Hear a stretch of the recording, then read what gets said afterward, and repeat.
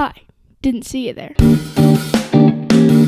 I'm a musician, if you didn't know, one who you should support in Bandcamp, link in description, and one of my favorite things about being born and living in the generation that I do is just how easy it is in the age of the internet to make music. I can't imagine being a teen like me looking for self-expression in the 60s, where it was nearly impossible to be a bedroom musician like me without the wealth to build an entire studio in your bedroom. Most music that people cared about was made in a studio, and it's so wild now that I have an app on my phone that I could produce a whole song on for completely free. The time I live in has also made it easier to market and release my music. There are so many distributors out there, for instance DistroKid, that allow you to release unlimited amounts of music to all streaming services people usually use to listen to music without having to pay a ridiculous amount of money. Am I saying anybody could afford to fully release and produce music? No, there are still quite a few services that you have to pay for if you want studio quality stuff. But is making music like that far more accessible to the average person? Absolutely. So overall, the advances in technology that have occurred in recent years make musicians and many other artists' lives much easier. Video over, right? Well, if you're looking at the runtime of this video, you can probably see that no, I'm not quite done yapping yet. Social media is an extremely significant change to the artistic process of many creatives out there, and has been one of the largest impacts on the music industry in recent history. It has changed how artists produce, perform, and present to the world in a wild way. And today, I want to take a ride with all of you and show you just how social media and other recent technologies have impacted musicians. Taylor Swift. Man, I cannot escape her. Taylor Swift is one of the biggest artists to have shown the impact that social media can have on an artistic career. The biggest way she showed this was through her MySpace profile, from which she could utilize the relationship fans had with her already to make them feel like they knew her. She was being herself and gave the viewers of this profile the impression that they were getting a sneak peek at Taylor's real life. The perceived authenticity of this profile gave listeners a more special attachment to the music and was able to push past just being the music alone. So many people were now in it for the humanity behind the celebrity. Tay-Tay mastered the now common art of internet authenticity, which is different from real authenticity because it's most of the time fake. I'm sure you've heard from hundreds of other people, including myself, that most, if not all, people on the internet are just blatantly lying. My personality on the internet is not how I act in real life, and even though there's some level of authenticity to what I say because I wrote it, it's all manufactured by an Aspen who wrote the script I'm reading a few days ago in an Airbnb. Taylor Swift is just one of many artists who choose not to just be musicians, but to be known as a personality. People want something to connect with, so artists chose to use this fact to feign authenticity. I'm just like you, the millionaire celebrity says, smiling into their camera to create the illusion of eye contact. So that marked the beginning of social media, giving artists more of a realness to their brand. But now that social media had been used to go beyond the music, it was time to use it to promote the music as well. This is probably the main thing you thought of when I brought up social media and music. Music promotion on apps like TikTok found very specific ways to go viral, which honed in on good old-fashioned pop tropes, pushed to their maximum. Before, there was a definite focus on choruses, but now the verses were just kind of fluff for that one moment that you saw on YouTube Shorts. Before, pop songs were meant to be wide appealing, but now they've sacrificed meaning for some vague premise that you feel like you kind of get the meaning of, and has just enough cliche metaphors and similes so that the artist can be considered deep.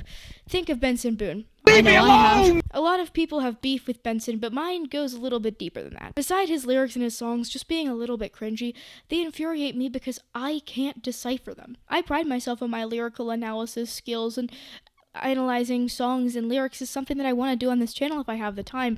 However, Benson Boone on his newest album has some of the most confusing songs I have ever listened to. This video actually started as a review of Benson Boone's album American Heart, but I figured out that his lyrics and how he presents his music actually shows something about the internet's effect on music at large. I'll first just look at the lyrics. Other than being one of those artists that blew up on TikTok, and so it's very clear that you're only really supposed to care about the choruses, the lyrics clearly have some threads that were meant to kind of come together, but just didn't. Let's take the hit single and fourth song off of American Heart, Mystical Magical, particularly the lyric and now crumble cookie flavor that everybody's been losing their minds for, Moonbeam Ice Cream. Apparently Benjamin Boonakis himself said this lyric makes no sense. It was just a placeholder. Why did you keep it in then? I'm losing my mind. Combine this with some creepy lyrics about how once you know old Benny Boy's love, you won't leave. Mostly because his love involves chaining you up inside of his basement and only feeding you one meal a day, which consists of Moonbeam ice cream. This song just feels like another love song, and the placeholder lyrics make it clear that this song is not something that means anything, but a song that you listen to and completely tune out to while hearing. I'm not saying this is fully bad, and even music without much of a super deep society-changing meaning has a purpose. However, it crosses a line, for me at least, when your lyrics are clearly just rhyming words in a random order that have some sort of meaning, vague enough to become a trend. I get it. Pop lyrics are meant to be wide appealing, so that's where some of the vague messaging can be helpful, to picture yourself in the stories that the artists weave, but when it loses all its personality and character, what's the point? This isn't just about Benson Boone. I think he probably has some songwriting chops and he's pretty good at singing and backflips. I'm really only using him as an example because he's an artist who mostly gained popularity through the internet. And backflips, I guess, always backflips.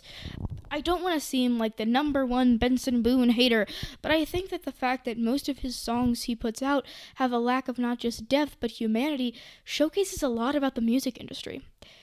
So now let's get to the branding. As I mentioned before with my Taylor Swift example, branding has become a massive part of music. Social media has become one of the best ways to do it now, and the branding goes far beyond just an ad for your concerts or a promotion for your new album. Audiences want to feel invested in something. They want to feel like they know you as a person. Authenticity is key, and it's become a whole other game just to figure out how to correctly market yourself as the girl next door, or the guy who you see at the park writing poetry, or the hot dude who winks at you in chemistry class, even if he graduated high school 9 years ago. The internet has always been a place for people to completely change up their personalities and become somebody different, and now celebrities are getting in on it. It can be hard, though, to keep up the fake authenticity without letting the audiences see just how manufactured it all was. This brings us back to Benson Boone, because I cannot escape him. The album cover for American Heart has always felt off to me, and I finally feel like within the context I've been discussing, I can put words to why. The album cover, as well as title, depicts him as a hard-working American man with a very country-esque image of shirtless Benson holding the American flag. This was at first signaling to me that Benson wanted to escape his market of 9-year-old girls who listen to his music and change his demographic to red baseball cap wearing 40-year-old men in Alabama. However, I don't think that's all. I think he was trying his hardest to pull the classic, "I'm just like you blue-collar Americans." Everything from the flag he carries proudly to the carefully applied fake dirt on his chest shows how, no, I'm not a millionaire who has it super easy. I'm a good, hard-working man. Yep. You relate to me, right? Benson Boone is a very good example of fake authenticity, and him showing his album in this light is just another example of celebrities using their online personalities to try and draw in more fans. Pop music has had this problem since far before the digital age, though. Since pop has become solidified as a genre, it has the issue of trying to appeal to everybody, and when you try to appeal to everybody, you appeal to nobody. Social networks have just made it more apparent that when you're searching for the most approval you can get, you'll run into your art just being an amalgamation of key phrases, of Frankenstein's monster, of tired tropes and cliché. However, I absolutely do not think that all music is bad these days. There hasn't been a good album since Abbey Road. That isn't true. That take is constantly spouted by annoying people online like me in response to the effects that TikTok and YouTube have had on pop. There are so many good pop artists out there, for example, Chappell Roan, who have found a way to blend personal ideas with concepts that are very relatable. Chappell Roan has very unique and interesting songwriting that feels special to her, and there are thousands of artists like her. If you seriously think all music now is bad, I highly suggest you actually listen to some modern music. Just because social media is changing some music for the negative, it doesn't negate the impact that online platforms have had on independent artists such as myself. It is so much easier than it ever has been for independent artists to express themselves to audiences of literally billions. So many artists can now find themselves free from the annoying and sometimes exploitative process of trying to find a record label, and there are so many online communities that are built to give people support without having to break the bank. It's so frustrating to me that the positive impacts have been somewhat overshadowed by the negative stuff, and while the cons are annoying and do say something about society, Batman, it is important to not end up giving social media an overly cynical spin. Yes, it is very important to keep in mind the negative effect that social media has on our brains. And yes, it is important, especially for children, to be super cautious of the internet due to the terrible impact that it can have on your mental health. But also, can we really just fully decide to shut it down when we consider the millions of small businesses and independent artists who are given a platform that they never could have had without the internet? I don't know. I don't know if anybody knows, but it's still an important question to keep in mind as you leave this silly little video about the internet and music or whatever. So, as you go on to find a new video so you don't ever have to spend time with your own thoughts, just take a second and think about it. If you could somehow get rid of the entire internet by clicking a button, would you do it? Hey, it's me, Aspen. If you want to support me on Bandcamp, there's a link in my description to do that. I am so happy about all the support I've been getting on my recent videos. It's so awesome. I'm so proud of, especially that freaking queer music video. It's doing better than I ever could have imagined. Thank you. Thank you so much. Thank you for watching. You can go support me on Bandcamp if you want to, but you know what? You've already supported me by watching this, so you're cool. Have a good life vibe.